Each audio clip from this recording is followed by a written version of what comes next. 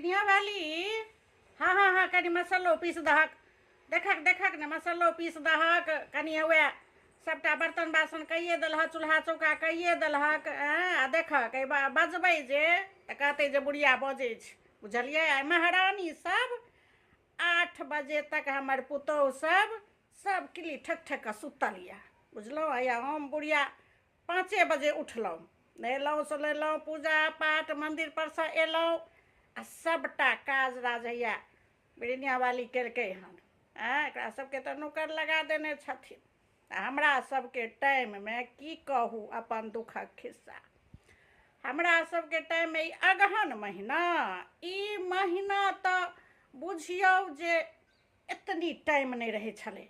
भोरहरबे उठि कऽ उसनिया रे धान उसनिया, ओहिके बाद सबटा काज अपने हाथे केनाइ।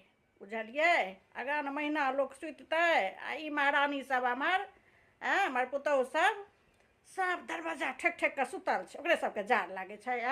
बिरनिया वाली कहियो तऽ जे ओकरे सबके जार लागै छै कि हमरा बुढ़ियाके हमरा नहि जार लगै छै जे हम 5 बजे उठलियै। बुझलियै? आ सब दरवाजा ठेक ठेक कऽ सुतल छै। कहू तऽ सपरतीब।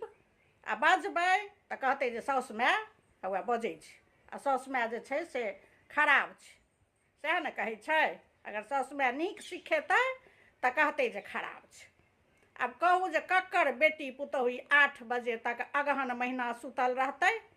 ई नहि जे कनि भोरे उठी कनि देहमे हवा लगाबी, एहि सबसँ बीमारी होइ छै देहमे। बुझलियै? ई जे सुतल रहि जाइ छै, भोरका हवा जे देहमे नहि लगै छै, ठंडा लगै छै ताहिसँ की देहमे भोरका हवा लगेनाइ बहुत जरूरी छै। बुझलहुँ? अहूँ सबके कहि दै छी जे कतबो ठंडी हुए किछु हुए उठल करू भोरे। आ हमरा घरक महारानी सब पता नहि कोन राजकुमारके कोन महाराजाके बेटी सब छियै आ कोन राजकुमारके घरवाली सब छै। कहलकै नहि, बेटा सब हमर भोरे उठै छै। बेटा सब उठि कऽ गेलै खेत पथार।